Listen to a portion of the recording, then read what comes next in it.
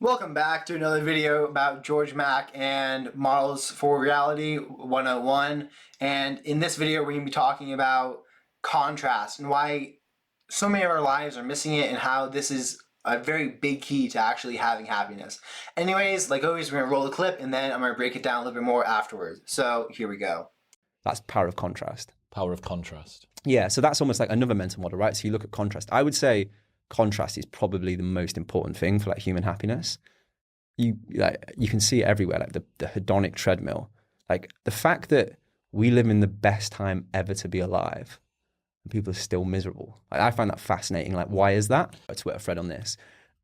Like last year was at Salford Hospital, which is like a couple miles away from where we are now, and had a family member that was ill. So literally 4, 5, 6 days of the week, I'd go in after work and go there. And going back to inversion before, it's like an inverse Instagram feed, right? So on Instagram, you're scrolling through artificial lives that are meant to make yours look worse. Whereas walking around the hospital, you're looking at real lives who would do anything to change like positions with you. Because I look at my life. So let's say, for example, my life's an 8 out of 10. When I'm on Instagram, I'm looking at 10 out of 10 lives and I'm contrasting my 8 out of 10 with a 10 out of 10 and feeling the -2. Whereas when you walk around the hospital ward where people are dying, you're contrasting your 8 out of 10 with, you could argue, like a 0 out of 10 or a 1 out of 10. I had a family member recently who fell down some stairs and had some seizures anyways, but like I was in the hospital. I went and visited her often and like I know I'm going to assign this as a homework assignment right here to go walk through the hospitals. I'm going to go to the notes right now, but I highly doubt anyone is actually going to take me up on this, but I highly recommend everyone do it. You can just go into a hospital and sit in the lobby and look at these people. Like, you really want to see something? Go sit in a cancer ward. Like, yeah, like, do that.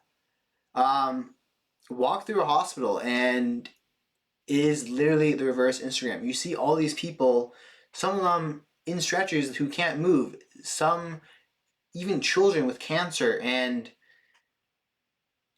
the emotions are like on their face, especially older people and the way they've lived their lives. And you see like these old couples and they know they don't have long for the world. And it's like, it's super sad. And you understand like health is really the most important asset you actually have. Without health, you cannot do anything else. You will die. Like, stop focusing on money, focus on health, and then focus on money.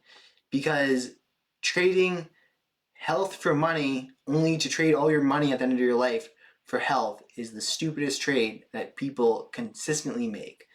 But it's literally the reverse of Instagram. I love how you said this. You're comparing your life to 8 out of 10. Like, your life is 8 out of 10, and you're comparing it to someone's life who's 10 out of 10. You're not even comparing it to someone's life who's 10 out of 10.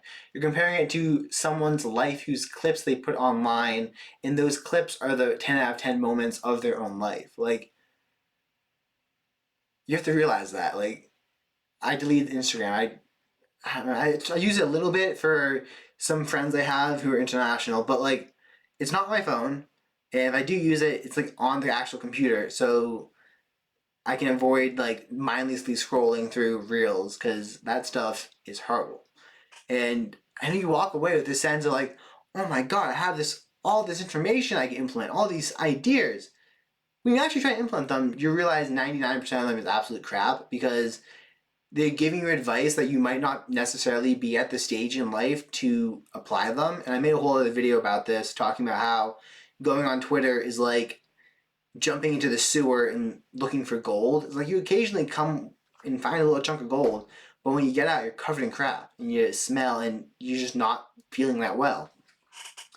Anyways, walk around a hospital and look at people, look at their actual lives that they're living, and these people will do anything to have your life, to have youth, to have a body that functions, to not be in pain. Like, these are all things that you take for granted that you should, like, really not. You should have and appreciate them. I made a video about this a while ago when I got back from Europe, and I had food poisoning. And I was in so much pain because I made the mistake of trying to eat a couple pounds of chicken after not eating for like 4 days, but my stomach wasn't up to the point of and probably about a pound and a half of chicken actually. But my stomach wasn't up to the point of actually being able to digest any of that. So the chicken just sat there in my stomach and I could feel it. And it, like, my body wasn't able to break it down. And its crappy attempts to were causing so much like bloating and discomfort and just immense amounts of pain. And I was just like, I didn't even realize this was a possibility of existence because I haven't been in pain like this for a while. And then once you finally come out of it, like once you finally lose your cold and you can breathe air and you're like, you can breathe out. That's when you finally appreciate the fact that you can breathe and that your nose isn't clogged up. When you finally can sleep because you, like, your cold's going away because you're not throwing up all the time. That's when you really appreciate it. And I think we should just take some time in the moment before we have all these horrible things happen to us to appreciate and show gratitude for what we do have, for the health we have. Like, I see so many people, they're like, well, he's got this and this and this, and I need to be here and this, and I need this and this to be happy. Like, I'll be happy when is a lie. I have an amazing video about this, but it's like a wall that you build up in your own brain, and you're like, you put happiness over here, and you're over here. You're like, I'll be happy when. No, you won't. You're literally building a wall in your head. And I love the metaphor, like using your phone. And I have a really great video on this, but it's, you realize like it's a wall right here, but the wall doesn't actually exist. It's like you can just kind of walk around it. Like if you rest with that feeling, that desire, you realize you can relax into it and be happy now. Like you tell this to someone who's depressed, and I was depressed a year ago, a little bit more than a year ago when I started doing my ice baths. If you told me, yeah, you just choose to be happy, I'd have been like, no, you can't. Like, what are you talking about? I can choose. Yeah, I'm choosing to be this way. I'm choosing to be miserable. It's like, no, you can choose to be happy. And it's the hardest thing in the world for you to see at the time. But once you get there, you're like, oh my God, like I was choosing all these things. I was choosing to be miserable. I was choosing to look at all these things that I don't have and thinking that I needed to see lack in my life in order to motivate myself to actually achieve more. And it's like, no, once you stop like spending all that mental energy creating walls, you actually find you can move smoother through life. You can get what you want easier because you're not craving it as much. The easiest way, if you are looking for a job, the easiest way to get that job is to not need one. Like, it's something they can smell on you. It's the desperation. The easiest way to get a chick is to already have one, man. Like, literally, it's a principal used in high school. Some dude gets a chick, and now all the other girls want to date him because he's off the market. Like, once you have it, people will give you more. The easiest way to get money is to have it. If you have money, people will give it to you. To those who have everything, more will be given. From those who have none, even the little they have shall be taken. It's literally in Proverbs in the Bible. Like, this is a trend as old as we've been writing down words. Like, it's something to think about. Like, don't, oh my God. Matthew McConaughey has, in Green Lights, he has this amazing quote. And when he goes out, I'm going to full screen this in a second. When he goes out to Hollywood, he's crashing on this director's couch or something. And he goes to the director over dinner one night. He's like, hey, man, like, can you help me find an agent? Like, I need some work. And the dude just looks at him. He's like, you don't need a damn thing. You don't need a damn thing. Go to Europe and ride a motorcycle around and come back when you don't need a damn thing.